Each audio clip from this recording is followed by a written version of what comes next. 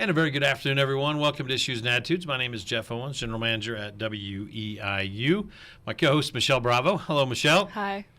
And today, our guest is Aydin Tariq. He's on the student advisory team at PBS award winner, kind of student reporting labs, Mattoon High School student, among anything. So, Aydin, welcome. Hello, thanks for having me. I'm really happy to be here. That's awesome. Well, let's give a little bit. I'll give you a little background before we go into so everybody's on the same page. Mattoon High School student Aydin Tariq recently selected to serve on the first ever PBS Student Reporting Labs advisory team. Chosen as just one of 19 students across the country, and he's serving as a student advisor and youth reporter. So that is a big time an achievement for a sophomore in high school. So congrats. Yes, well, thank you so much. I'm just happy to have the opportunity to represent youth in our community and represent youth in communities across the nation with PBS NewsHour. Because not a lot of people know exactly what the PBS NewsHour Student Reporting Labs do and the mission, can you go into some detail and talk about what your requirements are and your duties are? Yeah, of course. So, PBS NewsHour Student Reporting Labs was a program that was started, I think, a little over a decade ago to basically connect youth who are interested in advocacy or journalism and help them shed light on the stories that are important to young people today.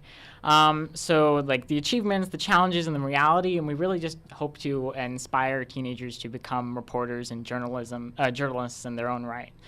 We've had reporters who have met and asked questions to Vice President Kamala Harris. We have reporters who are at the 2023 Sundance Film Festival, and we even hosted a special about the 2022 midterms. So there's a lot going on there involved with youth advocacy and inviting youth to really share their perspective on current and world events. And you're one of the youngest people on this. I mean, so you really had some thought going into this, maybe more than a normal teenager. Yeah, the entire advisory team is all high schoolers, but I'm like the second or third youngest one on there, so there's sometimes a little bit of imposter syndrome, but I also bring a perspective that I know is needed there, and I'm just happy to have the chance to serve, and they're all really cool people.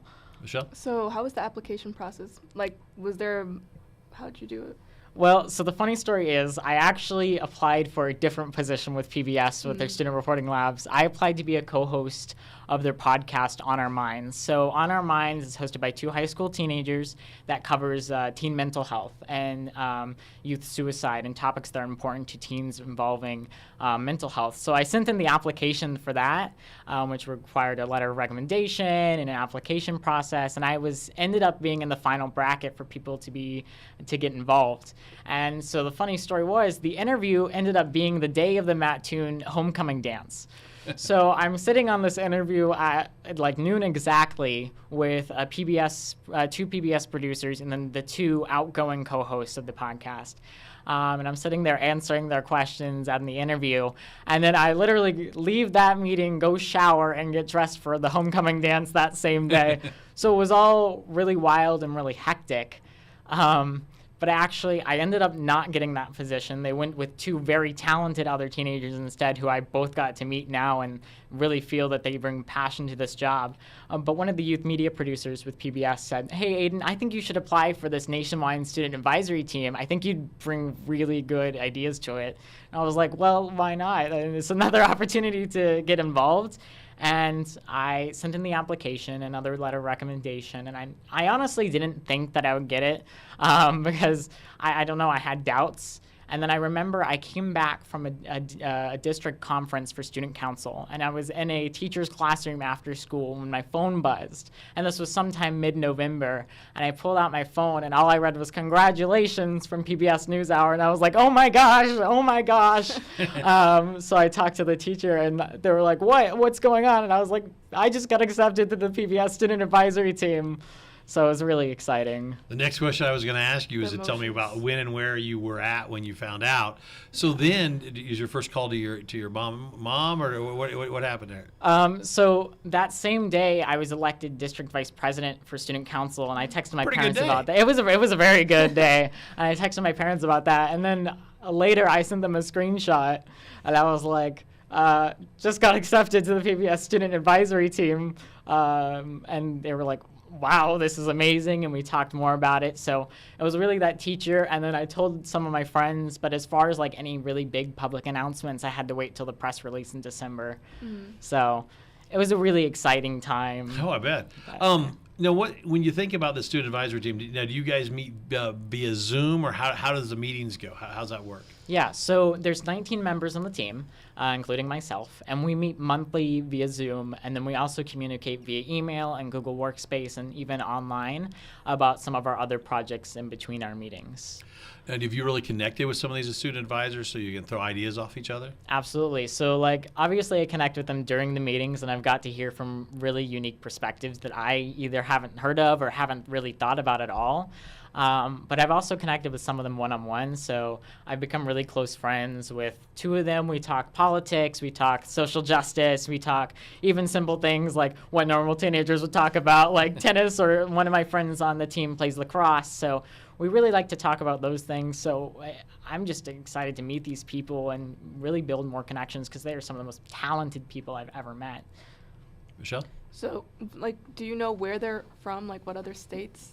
Yeah, Is so there like any within this state, or is it just you? there is, I think, one other from Illinois, but it's really on the Wisconsin border. And I got the chance to connect with him, I think, once.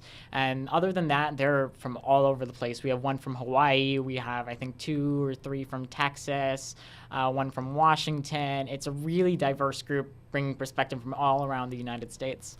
Well, now, what are your responsibilities, specifically monthly, weekly? How's that work?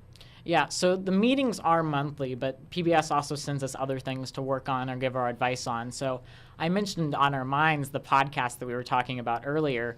The team actually puts in their input about the script for On Our Minds, and we add in our input about what we think should be cut or added or what questions we could ask. So recently I put in my input for an On Our Minds episode where 2 of our youth reporters, who are actually middle schoolers, got to interview LeBron James. And Cool. we were looking through the script, and it was kind of a surreal moment, being like, I'm helping be a part of a process that is producing this piece of media that so many people get to view, where we featured LeBron James. So, I mean, that was pretty exciting, but really we focus on advising the producers at PBS NewsHour, both the Student Reporting Labs and the NewsHour, on topics that are important to young people.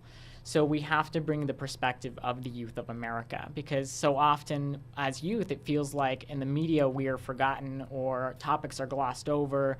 And our job is to bring our perspective to it. So things like school shootings or mental health or climate change, we bring our perspective, we bring the future generation's perspective, and the development of this media.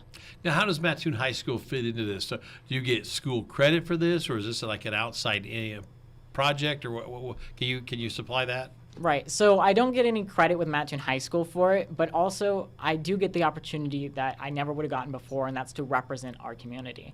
Right. So a lot of the members of the team are on bigger high schools or more urban communities, and I have the opportunity to represent rural America.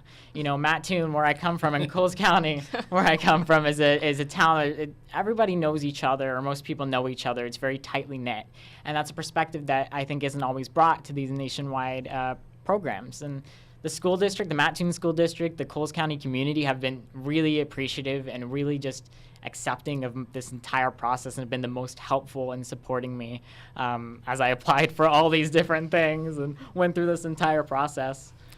When I've had 3 14-year-olds so far in my house, and I don't think any of them have ever used the word advocacy and passion for something like you have. So where do you think that came from? Growing up, can you tell that part of the story where you just knew that you wanted to do different things instead of just taking the regular classes? Well, I don't know. I guess it's kind of always been there. I was blessed to have 2 wonderful parents who also and instilled that. One's sitting right over there. Yeah, but Mom's over there crying now.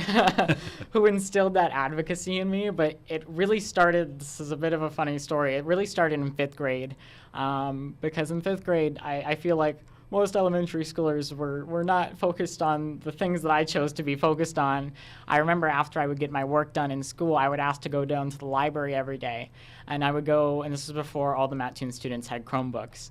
So I would go down to the library and I'd research how to type a business letter, how to type a formal letter, Times New Roman. And In 5th grade? In 5th grade. Oh wait, it gets better. I ended up writing up a letter to the Mattoon School Board about installing solar panels on Arlen D. Williams Junior Elementary School because we were not energy efficient as an elementary school. And so I walked with my mom up to the board offices as a 5th grader, and I said, can you get these letters to each member of the school board? And tell them they're from Aydin Tariq, and it was all written out in Times New Roman with the address printed and all my research done. So I think that was where my first piece of advocacy started. Did they respond? Yes. Well, I actually got to connect with some of the school board members who said, Aydin, you do so much now. I remember the letter you sent me back in 5th grade. But yes, 2 members responded. Chris Molesky responded, and also the superintendent at the time, Larry D. Lilly, responded. And they said, unfortunately, that it didn't fit into their engineering plan at the time. But it was really exciting to get that response, and I was like, well, darn. But it was a good experience for advocacy. And I talked to Larry Lilly a few months ago at a LIFT program, and he goes, I still have the letter you sent me in 5th grade. And I was like, I appreciate that so much. I'm going to guess me or you didn't write letters to the school board in 5th No, grade. absolutely not. You mean that's not a normal thing to do? I don't even think the word normal. It's you were just further ahead in your thought process. I think in 5th grade I was probably, man, I want baseball season to get here or something. I don't know. So what kind of projects are the group working on right now in terms of maybe the next story that's going to come out? What's next for the group? Right. So a lot of the mission of Student Reporting Labs is to encourage youth journalism across America, right? So right now we're focusing on Student Reporting Labs has an online website called storymaker.org that we've developed. And Storymaker is PBS affiliate, and it has a bunch of different topics that high schoolers can choose to do a journalism project about. So right now for the 2023 going on, I think the topic right now is how food connects people from different cultures. And so big part of the student advisory team's mission is to make new topics for youth to journal about or to report about. So that's one of our big goals. And then also we're focusing also on right now breaking down what are the topics that are most important to young people today. Now, when you're in that and people are talking about what the most important topics are, have you had to like push for something that's one of your passions, and do you get pushback, or do they kind of accept the fact that, oh, we need to do this maybe next time, or how's that, tell us through that process if you can, if I was clear enough there, Yeah, no, of course. At the very last meeting, or the last month's meeting, which there's actually one today, ironically, but at last month's meeting, I was really pushing for social justice and political advocacy, and especially school shootings, because we had seen in the news as young people and as high schoolers, we're honestly terrified to see nearly every week or every day now that there is this crisis happening on campuses across the United States. Were you in Mattoon school system when the Mattoon school shooting happened? I was, yes. First grade maybe or something? I would have been. No, I'm saying, what? Well, I think I was in 4th grade. Fourth at the grade, time. okay, I'm a few years off. I'm trying to think back to when my son was Wait, so like there was an actual... Yeah, there was a school shooting. Yes, Yeah. yes. And that incident still impacts what we do today. It still impacts teachers and students, and even being in that building, you can still feel the trauma that is built into the very walls and environment of the school, and that's a trauma that no high schooler and no teacher and no admin should ever have to deal with. So that was the topic I pushed for, and actually a large portion of the advisory team agreed with me, just because it is something that I think it's 67% of high schoolers actively fear a school shooting, as according to 2021 data, and that's a statistic that in my opinion is too high. Yeah, for sure. Michelle? Yeah, that should, school should be somewhere where you feel safe at least. Right. So when you are not arguing, but like trying to decide what topic, is it like a voting process, or is it just kind of like this week you get to pick, next week somebody else gets to pick? I think it's more like we all discuss. It's very open discussion. So technically our meetings are an hour, but last one ran to I think an hour and a half, hour and 45, just because we open it up to discussion and we prove our points. So when I was mentioning school shootings, they asked me why, and I talked about why, and we had to talk about it to the other advisory team members. Did you bring up the fact that you lived in a community where that happened? I did, yeah. I brought it up, and at the time I was actually doing a piece on school shootings and how it affects communities, and I had to pause that piece for community reasons.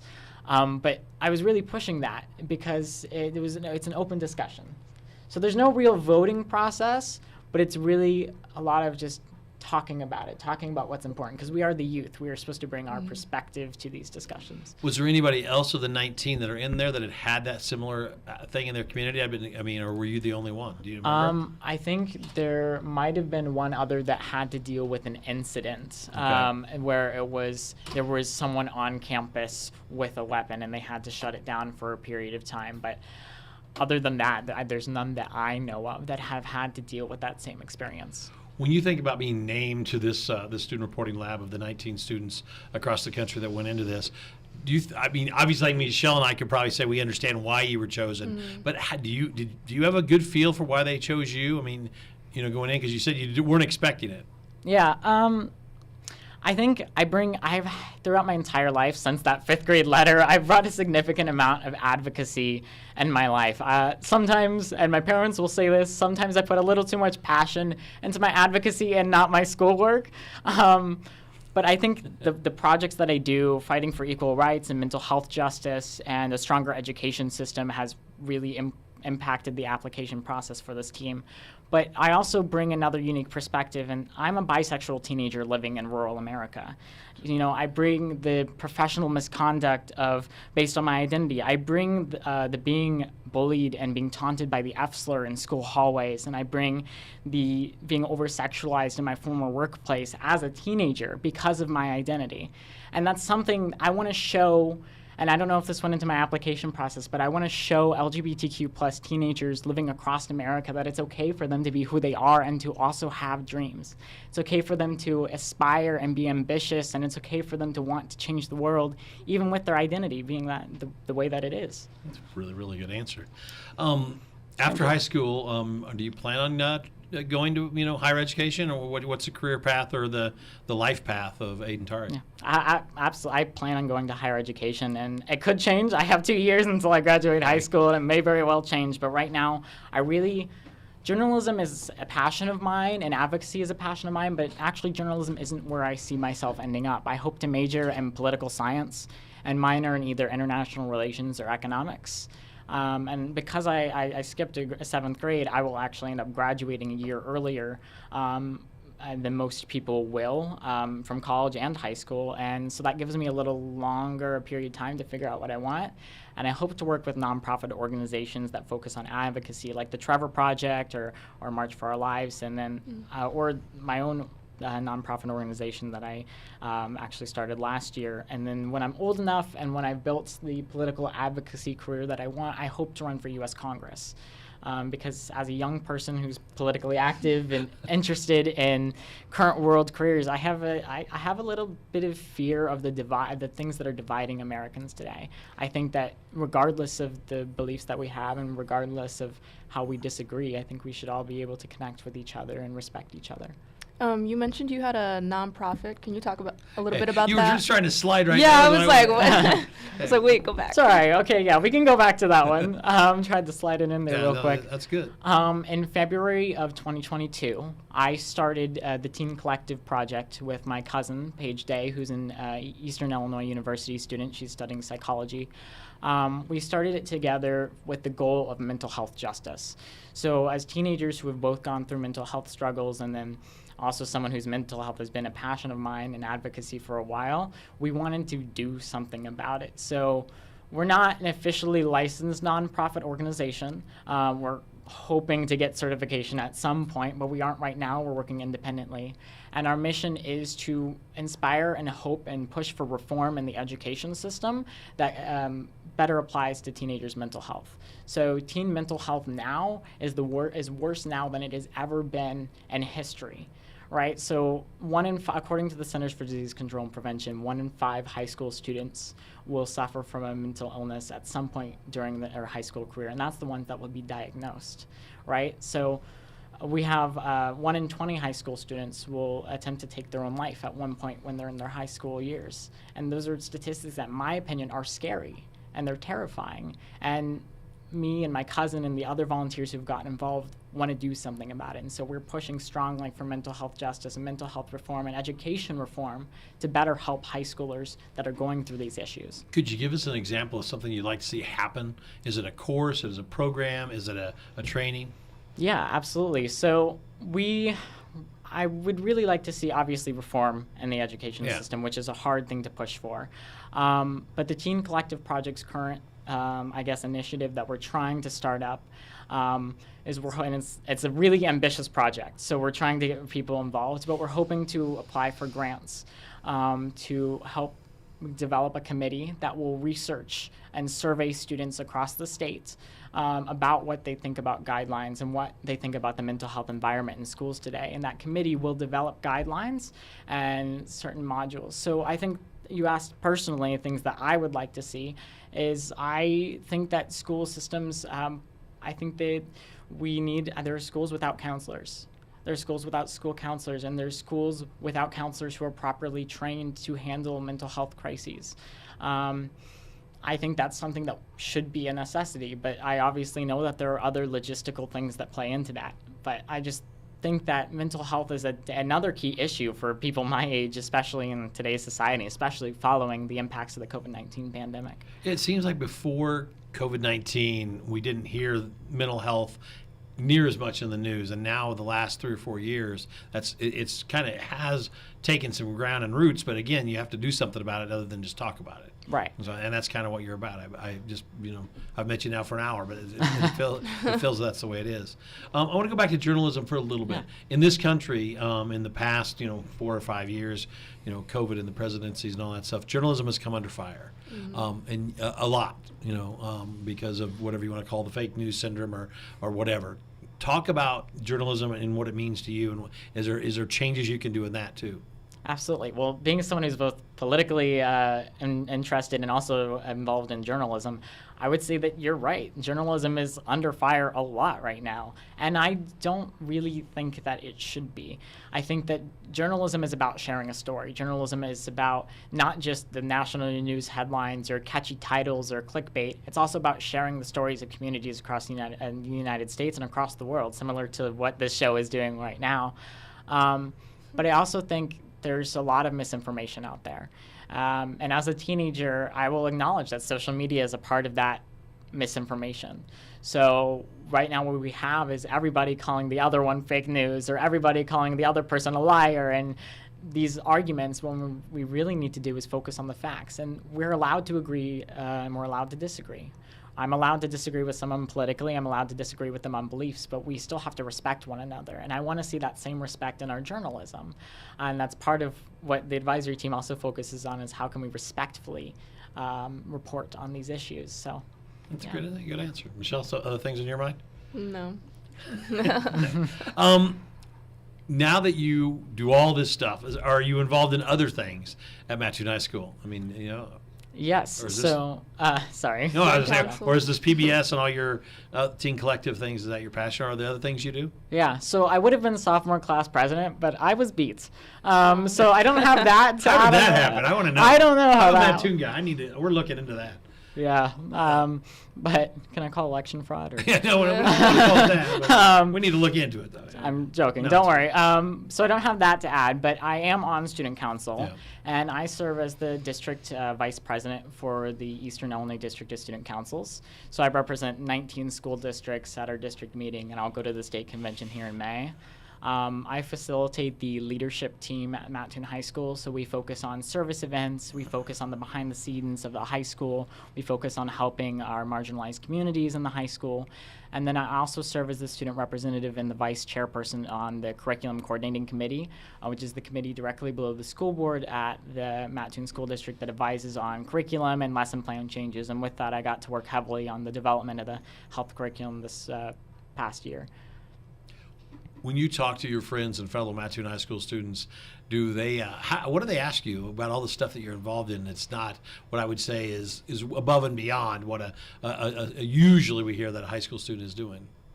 I'd say at first it was widely considered as like, oh, why are you doing all these things? But now they're like, oh, it's just Aydin off to another school activity, or oh, it's just Aydin going to get interviewed by Jeff Owens, or whatnot.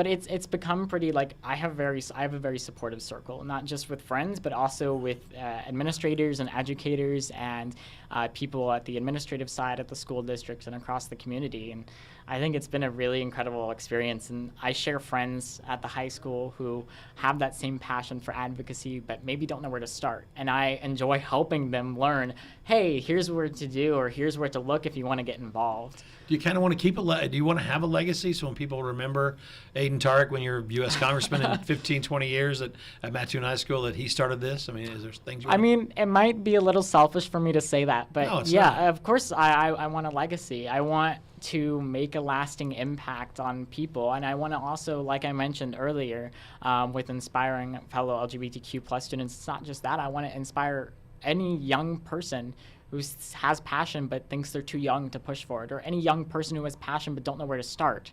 That's part of my legacy, and that's part of the legacy I want to build, is a legacy of hope and inspiration as I continue building my career and as I continue building my life. Now, do you only want to be a U.S. Congressman, or can you go? Do you foresee past that even? I'll say both my friends and my family often joke about Aydin Tariq for president, but I don't know if I would ever. My grandpa makes this joke. He goes, "I wouldn't wish that on anybody, by golly," and I don't know. Honestly, I haven't thought that far ahead. I know I want to get politically involved, and I know that's where I see myself going. But as far as steps after that, we'll see. We have a couple of minutes left here with Aydin Tariq, Mattoon High School student. Anything else that you want to talk about that I maybe didn't get to on your list that you're pretty passionate about over there? As far as on the Mattoon side, I also have the opportunity to represent the youth of Mattoon on Mattoon in Motion, which is an organization in Mattoon that focuses on bettering the community and bettering 6 different aspects of the community and of both Mattoon and Coles County. So I have the opportunity to represent the youth constituency on Mattoon in Motion, and that's been a really exciting opportunity as well, to get to talk to youth and survey youth and bring their opinions to the leaders and the advisors on our team. How do you keep track of all the stuff that you're involved in? I'll say, surprisingly, and people get surprised when I say this, I'm not a very organized person. So my desk is often like papers strewn about. My school binder has like folders, but there's no paper in the folders. They're just kind of like there. So it's a little difficult at times, but one thing I do keep too is I have a notebook, for one for like Mattoon Motion stuff, one for PBS stuff, one for what else I'm doing, and then I have a big whiteboard in my room where I jot down ideas, what I'm thinking, or whatnot. So that, and then also like I have a wonderful best friend who also keeps me on track. Aydin, you have a meeting today, remember? And I was like, oh, thanks, I appreciate that. Well, you're a wonderful young man, and I think you're an inspiration for a lot of people. I think Michelle and I are both blown away by some of the stuff you said today. So you should be proud of yourself, and continued best of luck. And we didn't even get to the weird 8 questions because you did so well. And I know you were nervous coming in, but he did well, don't you think, Michelle? I'd like to hope I did. I think so. So appreciate you making the trek over here today. Thanks to Mattoon High School for letting you out for a little bit to come over. And wish you best of luck, and keep in touch. And if you need stuff down the line, don't forget we're here for you, bud. Thank you so much.